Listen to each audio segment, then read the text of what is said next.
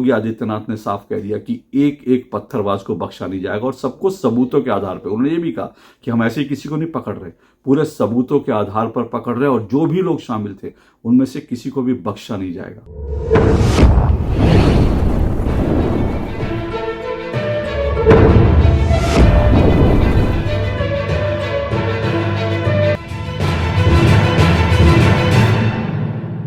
उत्तर प्रदेश के मुख्यमंत्री योगी आदित्यनाथ ने धागे खोल दिए।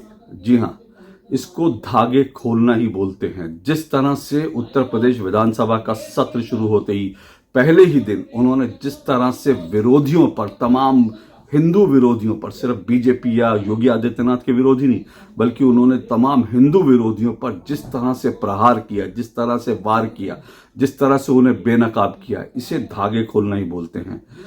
मुख्यमंत्री योगी आदित्यनाथ ने संभल की जो सच्चाई थी वो न सिर्फ उत्तर प्रदेश बल्कि पूरे देश के सामने रख दी। उन्होंने एक एक करके संभल की पूरी फाइल खोल दी, पूरा इतिहास खोल करके पूरे देश के सामने रख दिया। संभल में जो है जिस तरह से वहां पर सर्वे का आदेश हुआ था एक जो है कोर्ट का, और कोर्ट के आदेश के बाद जिस तरह से वहां पथराव हुआ था, 4 से 5 लोग मारे गए थे, उसके बाद से लेकर लगातार जो समाजवादी पार्टी है, कांग्रेस है और जितने जो लोग इनके हिंदुत्व विरोधी हैं वो तमाम जो है लगातार हमले कर रहे थे कि देखो किस तरह से 4 लोग मरवा दिए, 5 लोग मरवा दिए, किस तरह से वहां खुदाई चल रही है, किस तरह से वहां जो है मुसलमानों को परेशान किया जा रहा है, तमाम तरह के नैरेटिव चलाए जा रहे थे।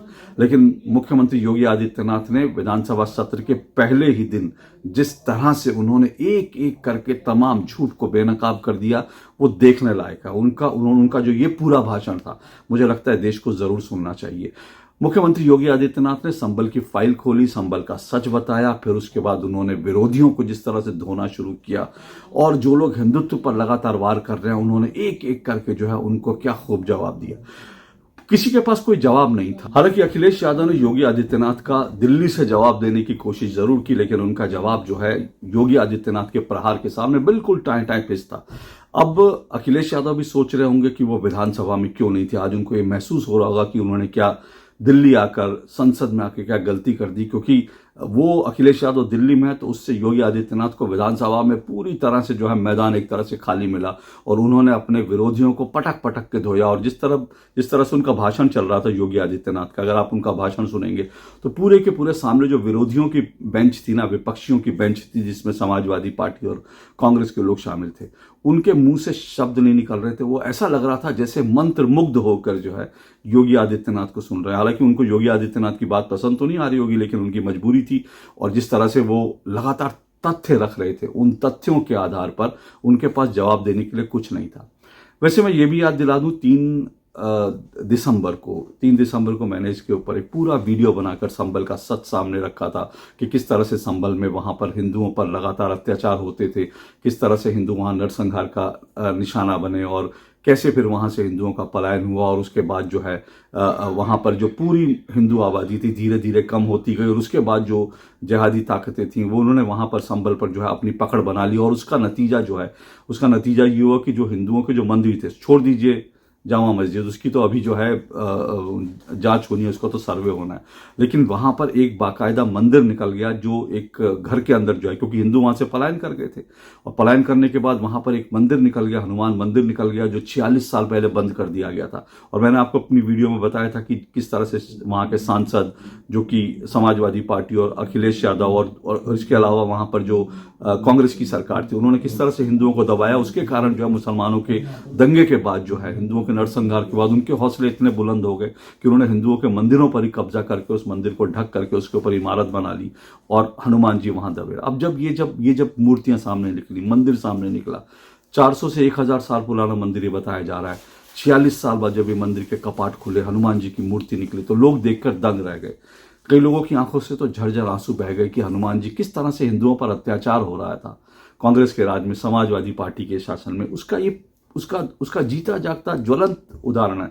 छोड़ दीजिए बाबर को ना, कि बाबर ने आया, बाबर तो इसीलिए आया था, वो हिंदुओं की मंदिर तोड़ने आया था। छोड़ दीजिए बाबर को, छोड़ दीजिए मुगलों को। यहां तो ये जो कांग्रेस और समाजवादी पार्टी की सरकारें हैं वो भी मुगलों से और बाबर से कम नहीं रही। उन्होंने हिंदुओं के मंदिर बंद हो जाने दिए, उन पर कब्जा हो जाने दिया। हनुमान जी को किस तरह से वहां पर जो है बंद कर दिया गया, उनको कब्जा में किस तरह से छुपा दिया गया, इससे ज्यादा शर्मनाक क्या हो सकता है। लेकिन अब योगी आदित्यनाथ की सरकार है। एक एक सच सामने आएगा और एक एक मंदिर जो है सामने आएगा, जो जो अत्याचार किए वो सब सामने आएंगे, और योगी आदित्यनाथ इस वक्त यही कर रहे हैं। जहां तक संभल के पत्थरबाजों की बात है, उन्होंने बड़ा साफ संदेश दिया, उन्होंने बड़ा ठोक के जवाब दिया। उन्होंने कहा कि संभल के जितने पत्थरबाज थे, और अब तक पत्थरबाज जो बड़े जो है वो अपने आप को जो है कह सकते हैं कि उनको लग रहा होगा कि मुंह पे पट्टी बांध करके, और उसके बाद उन्होंने किस तरह से सीसीटीवी तोड़ दिया, क्या कुछ किया, उनको लग रहा था कि सब दंगा करके वो सुरक्षित है। लेकिन योगी आदित्यनाथ ने साफ कह दिया कि एक एक पत्थरबाज को बख्शा नहीं जाएगा, और सबको सबूतों के आधार पर। उन्होंने ये भी कहा कि हम ऐसे किसी को नहीं पकड़ रहे, पूरे सबूतों के आधार पर पकड़ रहे, और जो भी लोग शामिल थे उनमें से किसी को भी बख्शा नहीं जाएगा। सुनिए जरा। पत्थरबाज कौन थे? एक भी गिरफ्तारी बिना साक्ष्य के नहीं हो रही है।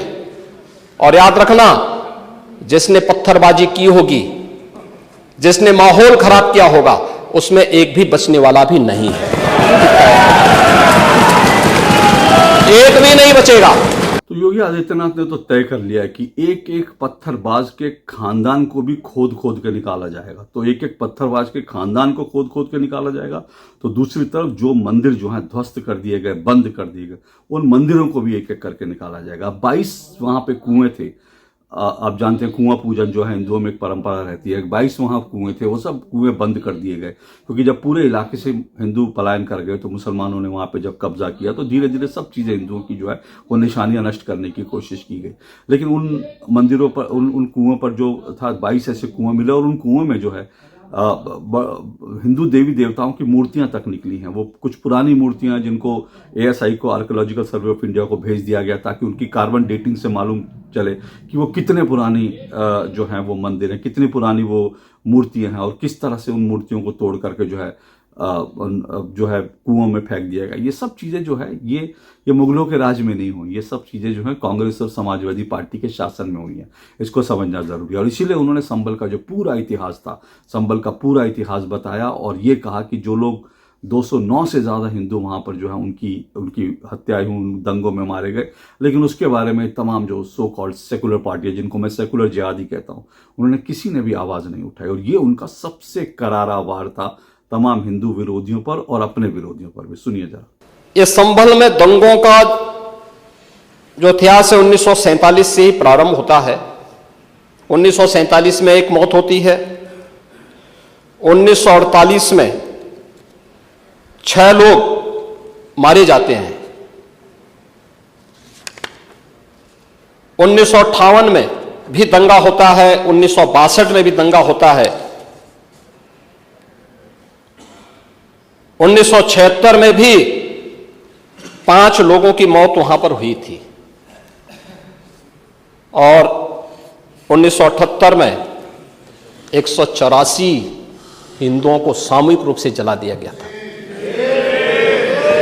184 हिंदुओं को हत्या हुई थी, हिंदुओं की हत्या हुई थी, और जलाया भी गया था, और 184 हिंदू मारे गए थे वहां। 184।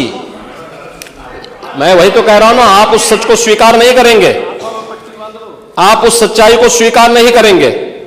और लगातार कई महीनों तक वहां कर्फ्यू था। 1980 में फिर दंगा हुआ था, एक मृत्यु हुई। 1982 में फिर दंगा हुआ, एक मृत्यु हुई। 1986 में 4 लोग मारे गए, और 1990 फिर 1992 में 5 मौतें हुई, 1996 में 2 मौतें हुई। ये लगातार इस सिलसिला चलता रहा 1947 से लेकर के अब तक। 209 हिंदुओं की निर्मम हत्या वहां हुई है संभल के अंदर, 209 हिंदुओं की। और एक भी बार किसी ने उन निर्दोष हिंदुओं के लिए कभी 2 शब्द नहीं कहे, उनके प्रति, उन परिवारों के प्रति संवेदना के शब्द नहीं कहे। महोदय, जो आज घड़ियाली आंसू बहा रहे हैं। अब मैं क्यों कह रहा हूं कि योगी आदित्यनाथ का आज का भाषण सबको जरूर सुनना चाहिए, क्योंकि उन्होंने कुछ बड़े खरे खरे सवाल जो हैं देश के सामने रख दिया, और इन सवालों का जवाब जो है, मुझे लगता है कि इन सवालों का जवाब जो सेकुलर जिहादी हैं या जो जिहादी हैं उनके पास नहीं मिलेगा, लेकिन इन सवालों का जवाब देश को जरूर तलाशना चाहिए। उन्होंने एक सवाल उठाया, उन्होंने कहा जय श्री राम को आप कैसे कह सकते हैं कि जय श्री राम भड़काऊ नारा है। वो कहते हैं जय श्री राम तो गांव गांव में हम लोग सुबह उठते हैं तो राम राम करते हैं, तो जय श्री राम को कैसे आप कह सकते हैं कि जय श्री राम किसी ने नारा लगा दिया तो उसके आधार पर जो है लोगों की भावनाएं भड़क गई। और उन्होंने साफ साफ पूछा, उन्होंने कहा कि आप अल्लाह अकबर अगर हमको पसंद नहीं, हम कहेंगे अल्लाह अकबर नहीं लगाओ, तो क्या आप लगाना बंद कर देंगे? बड़ा स्पष्ट सा, इससे ज्यादा स्पष्टता से कोई कुछ नहीं कह सकता कि अगर हिंदू जय श्री राम का नारा लगाते किसी को भड़काऊ लगता है, तो फिर अगर कल को हिंदू ये कहने लगे अल्लाह अकबर भड़काऊ है तो क्या आप लगाना बंद कर देंगे? तो इसीलिए अगर आपको अल्लाह अकबर लगाने का हक है तो हिंदुओं को जय श्री राम लगाने का हक है, उसमें क्या किसी को तकलीफ हो सकती है? फिर उन्होंने कहा कि ऐसा क्यों होता है कि जो है हिंदू मोहल्लों के सामने से तमाम मुसलमानों की जो जुलूस है वो निकल जाते हैं, उनके पर्व हो जाते हैं, लेकिन जब वही हिंदू जो हैं, जब हिंदुओं के पर्व के समय उनकी शोभा यात्रा जो है किसी मुस्लिम मोहल्ले किसी मस्जिद के सामने निकले तो उसको लेकर बवाल हो जाता है। ये क्यों होता है? उन्होंने कहा कि भाई इसलिए क्या आप ये चाहते हैं कि आपके त्यौहार बड़ी शांति से निपटे लेकिन हम लोग जो है कोई त्यौहार शांति से नहीं मना पाए? इससे ज्यादा दुर्भाग्यपूर्ण क्या हो सकता है? फिर योगी आदित्यनाथ ने यह भी कहा कि ये देश जो है वो बाबर और औरंगजेब की विचारधारा पे नहीं चलेगा, उनके पिछलग्गू बन के उनके आधार पर नहीं चलेगा, तो राम बुद्ध और श्री कृष्ण जो है उसके आधार पर चलेगा। फिर योगी आदित्यनाथ ने यह भी बहराइच का भी जिक्र किया। उन्होंने नाम नहीं लिया राम गोपाल मिश्रा का, लेकिन उन्होंने कहा कि बहराइच में जो कुछ हुआ वो क्यों हुआ था। वो लड़का जो है वो राम गोपाल मिश्रा, जिसको जो है खींच कर मार दिया गया, इतनी बेदर्दी से मार दिया गया, वो केसरिया लगाना चाहता था। मान लीजिए अगर केसरिया, उन्होंने कहा कि भारत में केसरिया नहीं लगेगा तो कहाँ लगेगा, और अगर कोई केसरिया लगाने की बात कर रहा है तो क्या उसको आप खींच करके जो है गोली मार दोगे? ये तमाम सवाल योगी आदित्यनाथ ने उठाया और मुझे नहीं लगता कि योगी आदित्यनाथ से ज्यादा साफ गोई से आज कोई इस तरह से बात करता है जितना योगी आदित्यनाथ साफ गोई से बात करते हैं। और यही मुझे लगता है कि जो है हम हिंदुओं का सौभाग्य है कि कम से कम योगी आदित्यनाथ जैसा और नरेंद्र मोदी जैसे नेता आज देश में है जो कम से कम हिंदुओं के बारे में सोचते हैं। नहीं तो फिर कह रहा हूं, बाबर मुगल भूल जाइए, कांग्रेस और समाजवादी पार्टी ने हिंदुओं के साथ जो किया वो भी बाबर और मुगलों ने जो किया उससे कम नहीं। अंत में एक बार फिर मैं आपको यही बात दोहरा रहा हूं, 3 दिसंबर का जो मेरा वीडियो था जरूर देखिएगा। संभल का सच, संभल का एक पूरा बैकग्राउंड आया।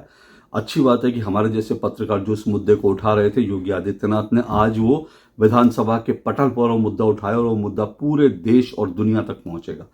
अच्छी बात यह है और इसीलिए मैं बार बार कह रहा हूं कि आज जो योगी आदित्यनाथ ने जिस तरह से पटक पटक के विरोधियों को मारा है, उनका भाषण बड़ा जबरदस्त, जोरदार, हर हिंदू को, हर सनातनी को उनका यह भाषण जरूर सुनना चाहिए। आज के लिए इतना ही। नमस्कार।